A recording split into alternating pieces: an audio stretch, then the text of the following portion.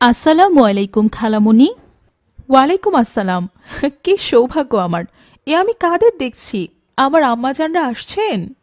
চমকে গেলে খালামণি? না না, চমকাবো কেন? সে কবে থেকে বলছি বেড়াতে আসো। আজ তোমাদের সময় হলো বুঝি? আসো আসো, ভেতরে আসো। আমি রুবাইয়া আর আলিফকে ডেকে দিচ্ছি।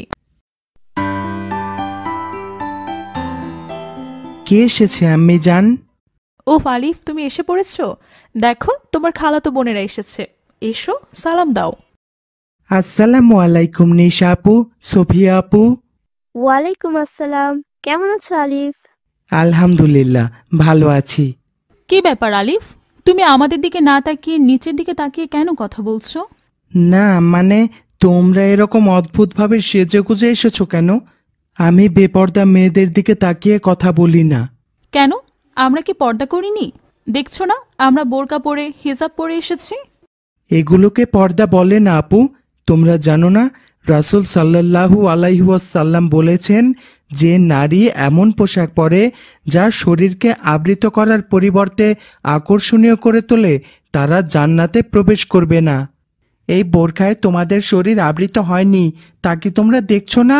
তোমরা সঠিকভাবে পর্দা করছো না।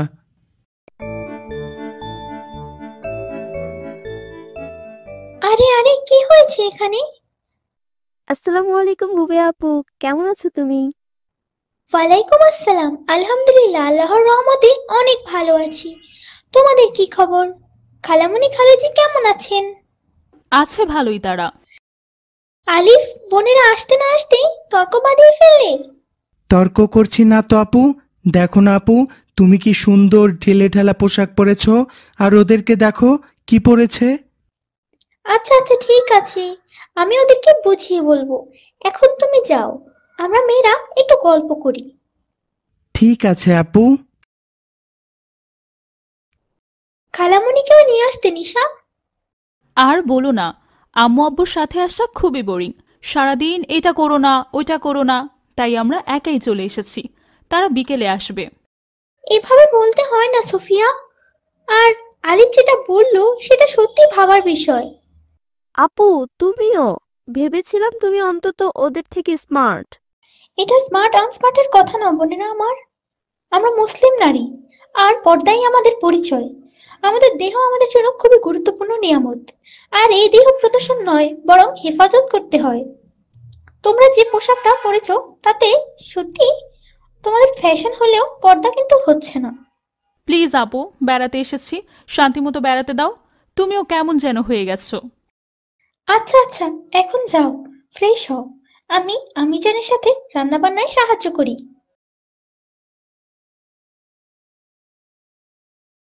দুপুরবেলা সবাই একসাথে খেতে বসে।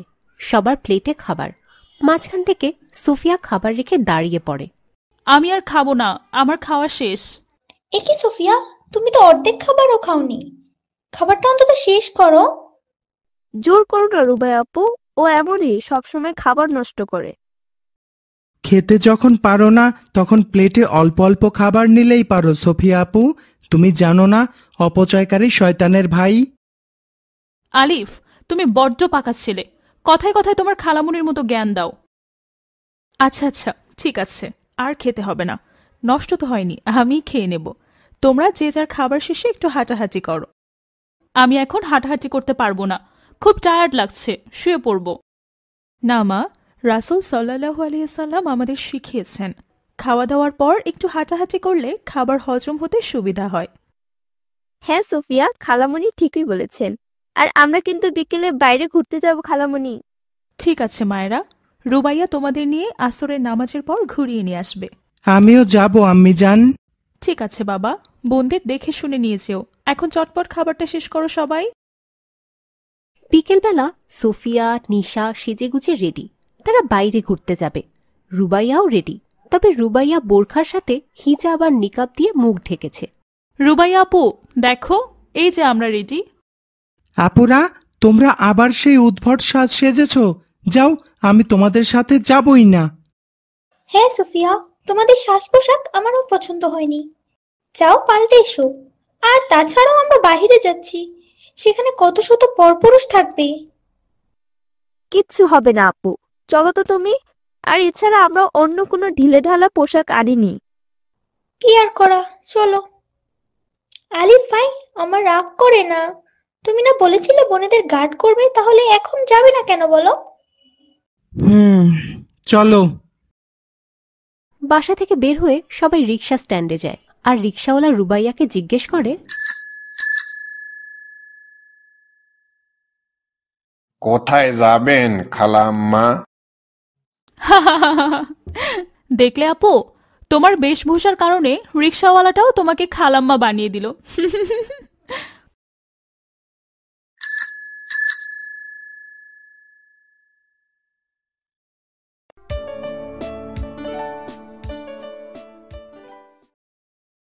এটাই তো উচিত বোনেরা আমার। আপনি কে? আসসালামু আলাইকুম, আমি জান্নাতুল ফেরদৌস। এতক্ষণ তোমাদের কাণ্ড কারখানায় দেখছিলাম। তোমরা কি জানো তোমাদের আপুর পর্দাই ঠিক? কি করে ঠিক থাকে? রিক্সাওয়ালা আমারটা আপুর বয়সই বুঝতে পারলো না। ইসলাম তো এভাবেই পর্দা করতে বলেছে বোনেরা আমার। কোথায় যাবে তোমরা? কাছেই একটা পার্ক আছে, কিছু মনে না করলে চলো না আমরা ওখানে গিয়ে বসি। না না, কিছু মনে করব না, আমরা ঘুরতেই বের হয়েছি। তাহলে চলো হেঁটেই যাওয়া যাক। সবাই মিলে হাঁটতে হাঁটতে পাশের পার্কে যায় এবং সবাই গল্প করতে থাকে।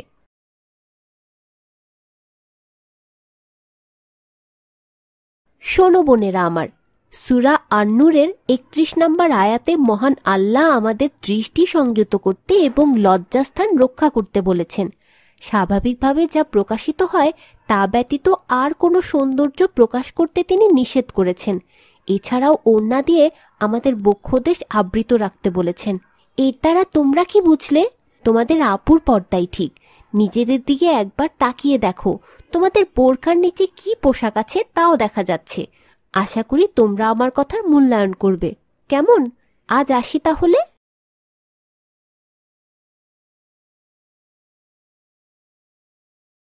উফ বাবা, বাঁচা গেল। কি বকবক করছে মহিলা।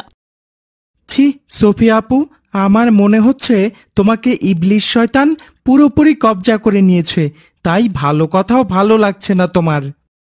হয়েছে, তোমাকে আর পাকনামি করতে হবে না। আপু, আমরা একটু পার্কের ওই দিকটা ঘুরে আসি। হ্যাঁ যাও, তবে আলিফকে সাথে করে নিয়ে যাও। আমি এখানেই বসা আছি।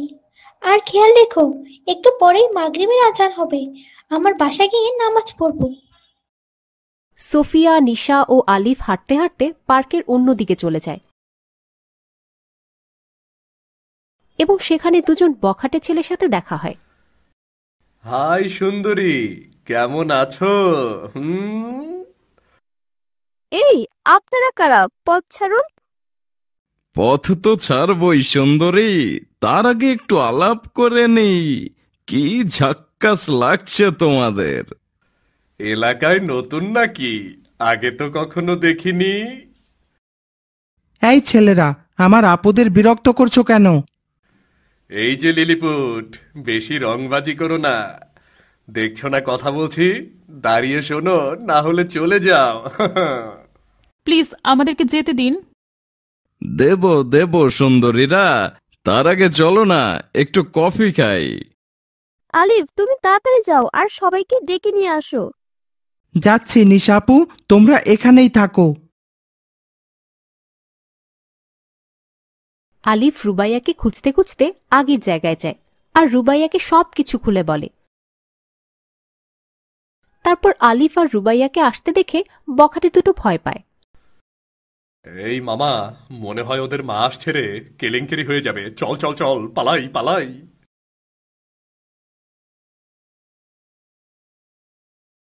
এই জন্যই তোমাদেরকে আমি পুরোপুরি পর্দা করতে বলেছিলাম। ছোট বলে পাত্তা দাওনি আমার কথা। এখন দেখলে তো আপুকে দেখে বখাটেরা কিভাবে ভয় পেয়ে পালিয়ে গেল। আমাদের ভুল হয়ে গেছে আপু, আমরা কারো কথাই শুনিনি।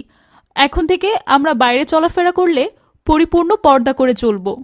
আলহামদুলিল্লাহ বোনেরা আমার, তোমরা যে পর্দার মর্যাদা বুঝতে পেরেছো, এটাই শুকরিয়া।